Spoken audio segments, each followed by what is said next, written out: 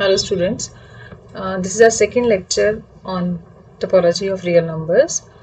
Today we are going to discuss what do you mean by least upper bound. Least upper bound की definition इसकी word से ही clear होती है.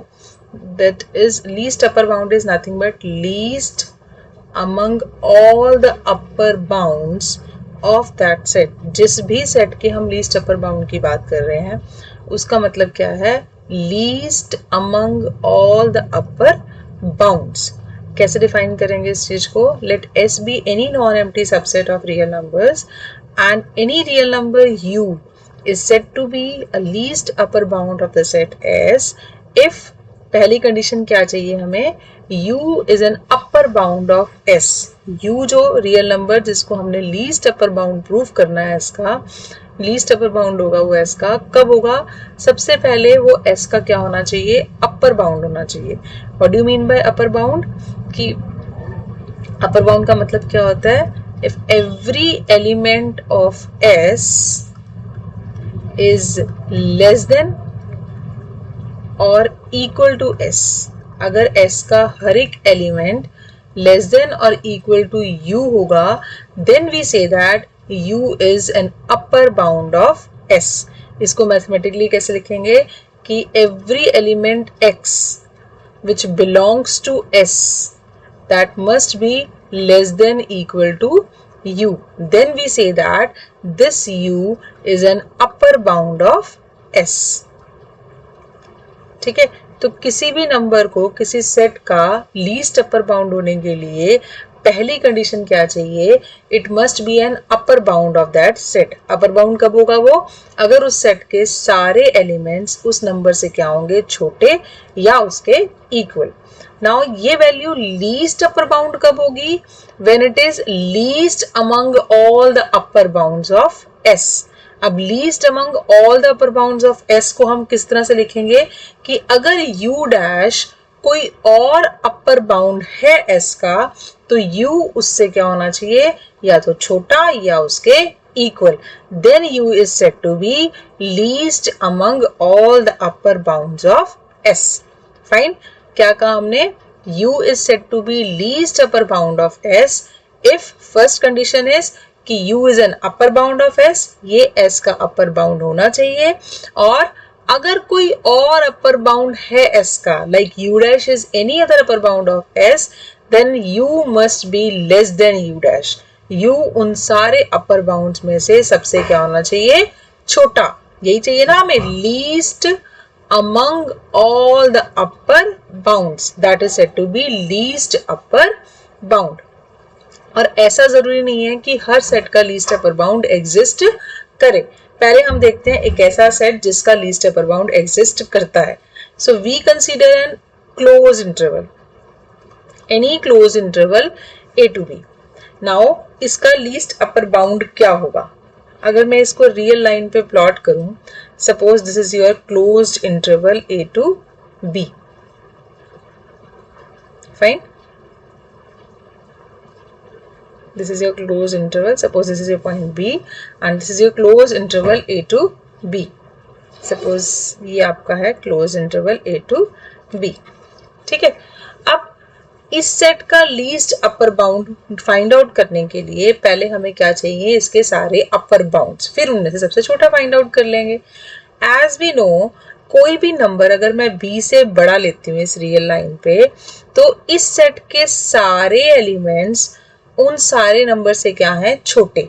Even b से भी या तो इस सेट के सारे एलिमेंट छोटे हैं या b के इक्वल हैं. तो इसका मतलब b is an upper bound of this set. b इसका क्या हुआ? Upper bound. और b से बड़े जितने भी एलिमेंट हैं वो भी सारे इस सेट के क्या हुए? अपर बाउंड्स. इट मीन और हम we can easily see here b is least among all such upper bounds. b क्या है? जितने भी इस सेट के अपर बाउंड्स आ रहे हैं वो सारे के सारे b से बड़े हैं. तो b उन सब में से क्या है? सबसे छोटा. तो b क्या बना इस सेट का? Least upper bound. ठीक है. अब इस केस में जो b है that is a least upper bound and that is an element of this set. ये इस सेट का एलिमेंट भी है. बट ये जरूरी नहीं है कि जो लीस्ट अपर बाउंड हो वो उस सेट का एलिमेंट भी हो। जैसे कि अगर मैं एक सेट लेती हूँ open interval a to b instead of close, if I take the open interval a to b, then what can you say about its least upper bound? Suppose this is your open interval a to b. Now again in this case all the elements of this set are less than b. सारे element b से क्या है, छोटे, तो b हमारा क्या हुआ, b is a upper bound for this set and b से बड़े भी जितने एलिमेंट्स हैं वो भी सारे के सारे इस सेट के लिए क्या है, upper bound. So b is again least among all the upper bounds. So b is again a least upper bound for this set, but in this case b does not belongs to this set. Fine. So it is not necessary that every least upper bound of the set belongs to that set. Belong कर भी सकता है और नहीं भी कर सकता, और ये भी जरूरी नहीं है कि हर सेट का लीस्ट अपर बाउंड एग्जिस्ट करे. Like if I take a set of natural numbers, अब ये सेट अपर साइड से बाउंडेड ही नहीं है, it is not bounded above. अगर ये अबव साइड से बाउंडेड ही नहीं है तो इसका अपर बाउंड एग्जिस्ट नहीं करता. Means this implies upper bound does not exist. Fine. अगर अपर बाउंड एग्जिस्ट ही नहीं करता तो हम लीस्ट अपर बाउंड कैसे निकालेंगे, नॉट पॉसिबल. सो इसका मतलब हर सेट का लीस्ट अपर बाउंड एग्जिस्ट करे ये जरूरी नहीं है, और जिन सेट्स का लीस्ट अपर बाउंड एग्जिस्ट करता है उनमें भी वो लीस्ट अपर बाउंड उस सेट का एलिमेंट हो ये भी जरूरी नहीं है. Least upper bound may belong to that set और may not belong to that set. Fine. So you have to understand all these things very carefully. This is very important result. Fine. Now next is unique. Acha, one thing more, we also say least upper bound is as a supremum also. Least upper bound को हम supremum भी बोलते हैं. Fine. Least upper bound को हम क्या बोलते हैं, supremum. Supremum of the set also. Now next result is if supremum of a set exist, अगर किसी सेट का सुप्रीमम एग्जिस्ट करता है तो वो क्या होगा, unique. Next you have to prove the theorem. That theorem क्या है हमारी, you have to prove least upper bound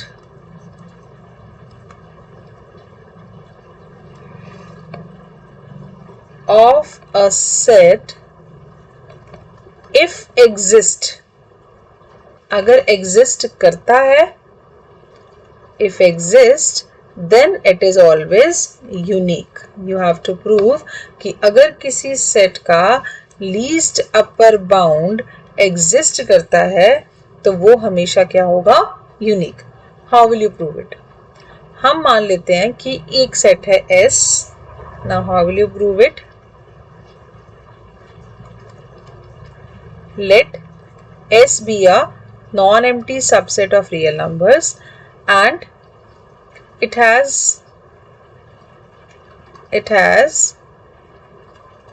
two least upper bounds. ठीक है, हम मान लेते हैं इसके दो least upper bounds हैं, U and U dash. Fine. Now if U is least upper bound, then U dash is at least upper bound. U dash upper bound तो है ये, और least upper bound सारे upper bounds में से क्या होता है, छोटा. इसका मतलब U is less than U dash. Now if U dash is least upper bound, then U is at least upper bound.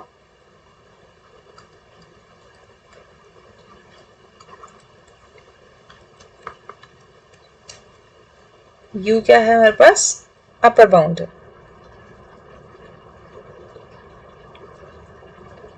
and if u is upper bound and u dash is least upper bound, then obviously least upper bound सारे upper bound से क्या होता है, छोटा.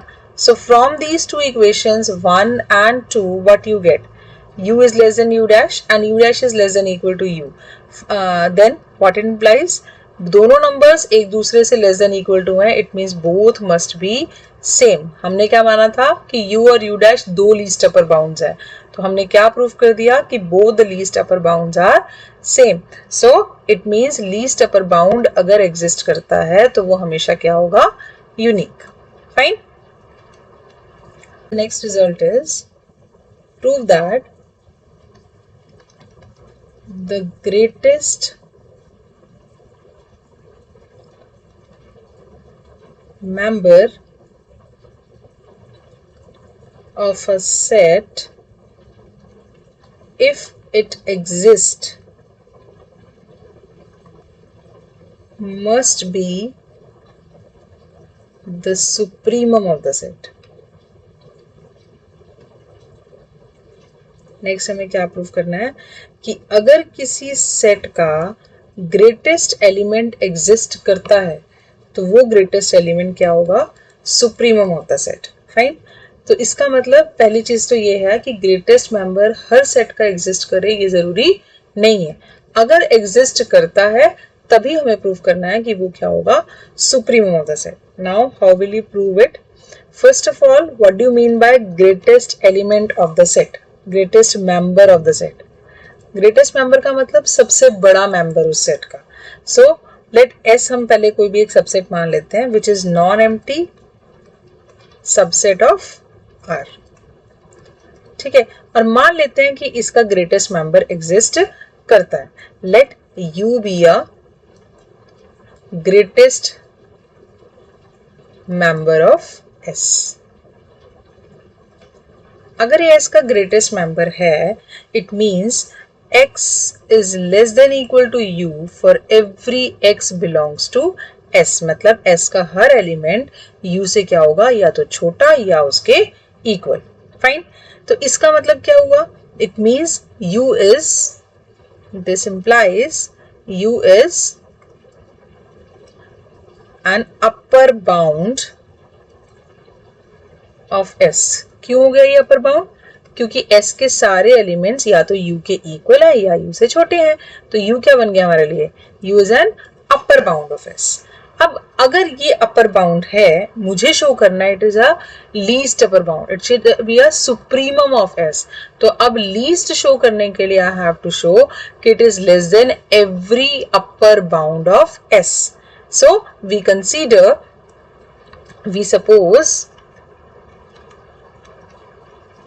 we consider let U dash be any other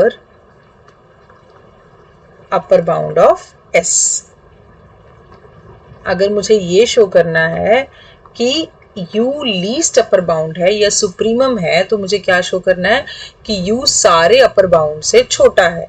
तो हमने एक और अपर बाउंड मान लिया U dash, and now we are going to prove U is less than equal to U dash. अब U डैश अगर अपर बाउंड है तो इसका मतलब क्या हुआ, हर X जो S में बिलोंग कर रहा है वो सारे एलिमेंट्स U डैश से छोटे होंगे, वो सारे एलिमेंट्स U डैश से छोटे होंगे. Now U is greatest element of S, therefore U also belongs to S. greatest element तो सेट में बिलोंग करता ही करता है. So U अगर S का एलिमेंट है और ये रिजल्ट S के हर एलिमेंट के लिए होल्ड कर रहा है, तो U के लिए भी होल्ड करेगा. means U is less than equal to U dash. What it means? U एक अपर बाउंड था और सारे अपर बाउंड से छोटा हो गया.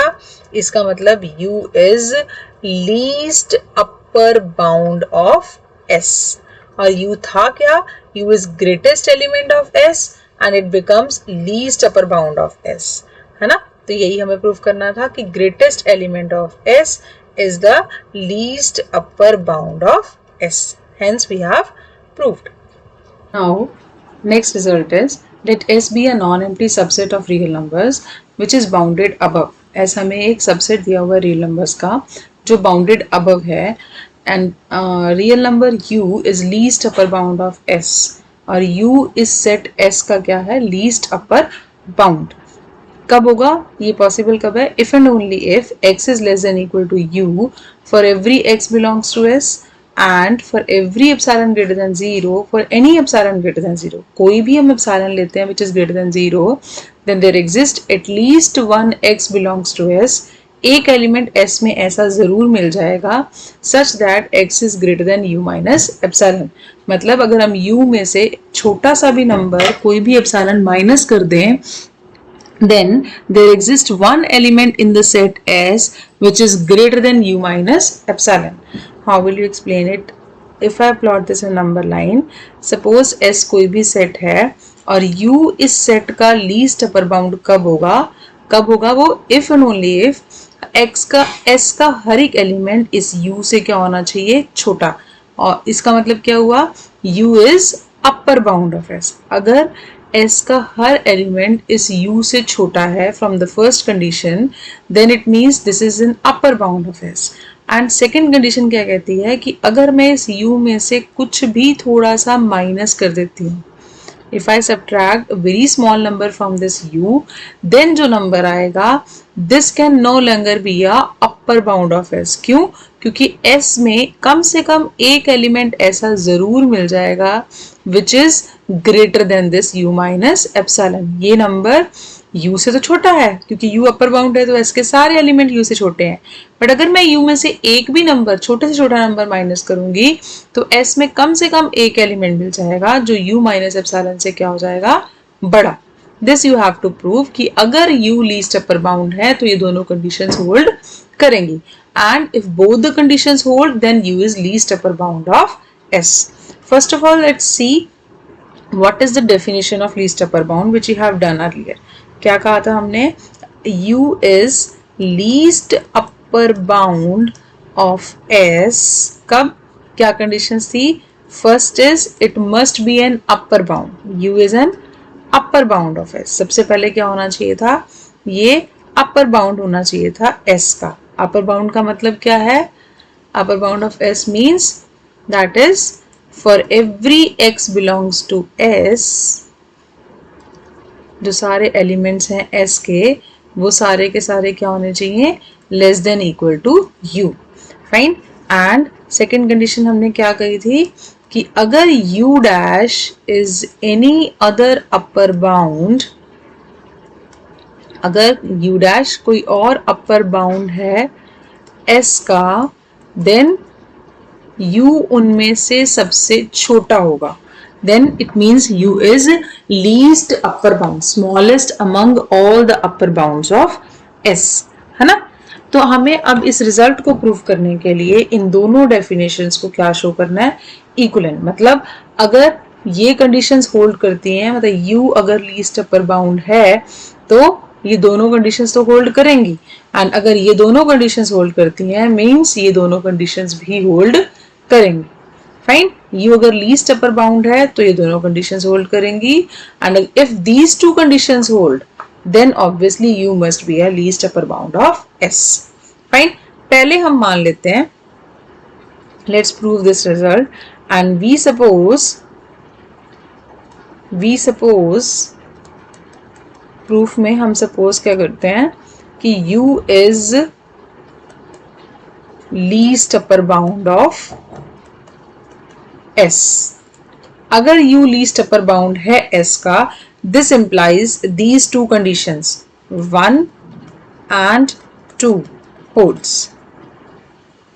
and we have to prove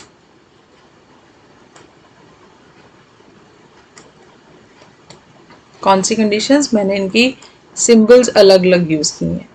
fine. We have to prove these two conditions 1 and 2, है ना। सो पहली कंडीशन जो है u is an upper bound, ये होल्ड करती है। इसका मतलब क्या है, हर x जो S में बिलोंग करेगा वो u से लेसर होगा या उसके इक्वल होगा। So here again one condition is same, so it means अगर ये u लीस्ट अपर बाउंड है S का तो ऑटोमेटिकली फर्स्ट कंडीशन तो होल्ड करेगी करेगी। Now we have to prove the second part. उसको प्रूव करने के लिए we suppose that 2 does not exist. हम मान लेते हैं कि 2 जो है वो होल्ड नहीं करती। इसका मतलब क्या हुआ, अगर टू होल्ड नहीं करता तो हम मान लेते हैं कि there exist, but we are considering कि ये जो कंडीशन है कि वो ट्रू नहीं है ना, हम मान लेते हैं कि ये एग्जिस्ट नहीं, होल्ड नहीं करती। इसका मतलब क्या हुआ, for every x belongs to S, x is less than equal to u minus epsilon। क्या कहा हमने कि सेकंड कंडीशन होल्ड करने का मतलब है हर एप्सिलॉन के कॉरस्पॉन्डिंग कम से कम एक x मिलना चाहिए जो u माइनस एप्सिलॉन से बड़ा हो जाए। बट हम इससे उल्टा सपोज करके चल रहे हैं, we suppose for every x belongs to S, x is less than equal to u minus epsilon। और इसका मतलब क्या हुआ, अगर सारे x u माइनस एप्सिलॉन से छोटे हैं, हर एलिमेंट s का u माइनस एप्सिलॉन से छोटा है, this implies that u minus epsilon is an upper bound. ये क्या बन गया, अपर बाउंड ऑफ s, क्योंकि सारे एलिमेंट s के इससे छोटे हैं। और u लीस्ट अपर बाउंड है, इसका मतलब from the second condition here क्या मतलब हुआ कि u must be less than और equal to all the upper bounds. और u माइनस एप्सिलॉन भी अगर अपर बाउंड है तो u माइनस एप्सिलॉन से क्या होना चाहिए, या तो लेसर या उसके equal, which is a contradiction, क्योंकि u is strictly greater than u minus epsilon. It means जो हमने सपोज किया दैट इज नॉट पॉसिबल, सारे के सारे x u माइनस एप्सिलॉन से लेसर या इक्वल नहीं हो सकते। It means for any epsilon greater than 0, there exists at least one x belongs to S such that x is greater than u minus epsilon। Fine, इसका मतलब अगर u least upper bound है तो ऊपर वाली दोनों कंडीशंस होल्ड करेंगी। Now converse part, converse में हमें क्या प्रूव करना है कि अगर 1 and 2 holds, if 1 and 2 holds, then u is least upper bound of S।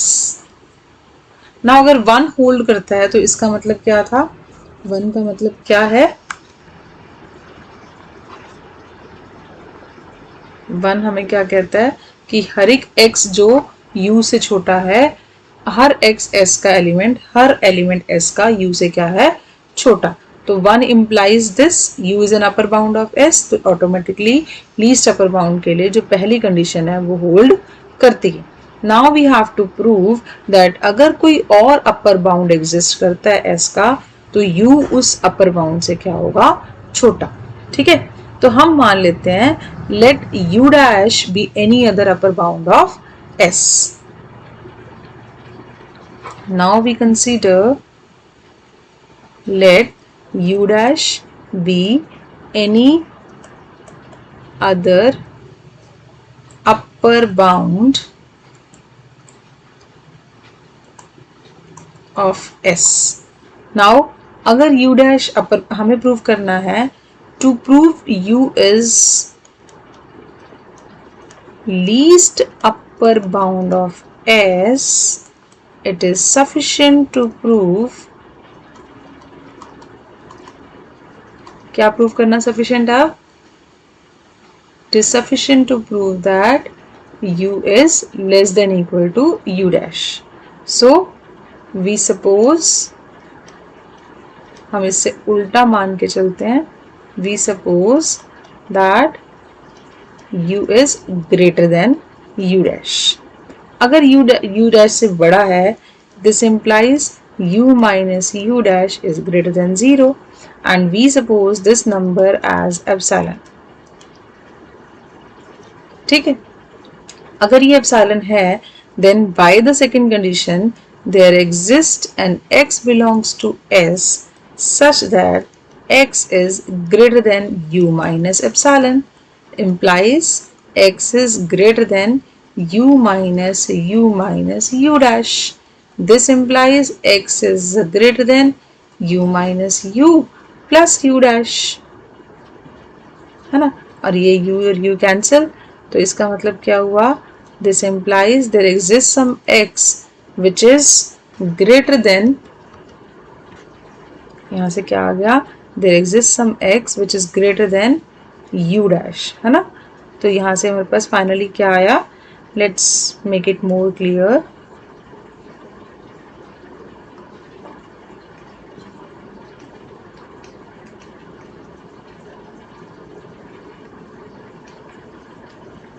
Plus u dash, u cancel out हो गया तो x is greater than u dash. अब u डैश क्या था, this u dash is any other upper bound of s। इसका मतलब s के सारे एलिमेंट्स u डैश से क्या हैं, छोटे। बट यहाँ क्या आया, there exist some x belongs to s which is greater than u dash, which is a contradiction. क्यों? Because which is a contradiction. Why it is a contradiction? You can also mention it here, because u dash is an upper bound of s. अगर ये upper bound है तो s के सारे elements u dash से क्या होंगे, छोटे। बट हमारे पास क्या आ गया, एक एलिमेंट s का मिल गया जो u dash से बड़ा है, तो इट मीन्स कॉन्ट्रडिक्शन। कॉन्ट्रडिक्शन है जो हमने जो सपोज किया था, that is wrong. What we have suppose that u is greater than u dash. You cannot be greater than u dash. It must be less than equal to u dash. और अगर u dash से laser हो गया तो इसका मतलब क्या हुआ,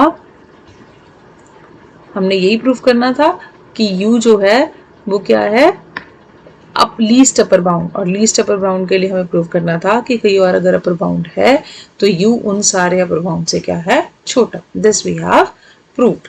fine. So it means these two definitions are equivalent. अगर u लीस्ट अपर बाउंड है तो ये जो दो डेफिनेशंस हैं ये आपस में क्या हैं, इक्विवेलेंट. कौन सी दो डेफिनेशंस, दीज टू. एक कि अगर x u में ये वाली कि x is less than equal to u for all x belongs to s, and for any epsilon greater than 0 there exists at least one x belongs to s such that x is greater than u minus epsilon. Or you can say u is an upper bound of s, and अगर कोई और upper bound exist करता है तो u उससे क्या होगा, छोटा. ठीक है, या उसके इक्वल. सो सेकेंड डेफिनेशन जो ये वाली है ये क्या कहती है, दिस डेफिनेशन सेज कि first of all u must B N upper bound, and least upper bound के लिए क्या कहा उसने कि u से छोटा और कोई अपर बाउंड नहीं होगा, क्योंकि u से हमने कुछ माइनस कर दिया तो u से छोटा एलिमेंट बन गया, और एक एलिमेंट कम से कम s में ऐसा मिल गया जो इस u माइनस एप्सिलॉन से बड़ा हो गया, तो u माइनस एप्सिलॉन जो है वो अपर बाउंड नहीं बना. इसका मतलब u से छोटा और कोई अपर बाउंड एग्जिस्ट नहीं करेगा. Fine. Then that number u is said to be least upper bound of s. तो लीस्ट अपर बाउंड का मतलब क्या हुआ, upper bound of the set which is least among all the upper bounds. Least in two sense you can say, सारे अपर bounds में से सबसे छोटा, और सेकेंड वे कि उससे छोटा और कोई अपर बाउंड नहीं होगा. Fine. These are the two methods to write these terms in mathematical form. So this is all about today's lecture. Thank you very much.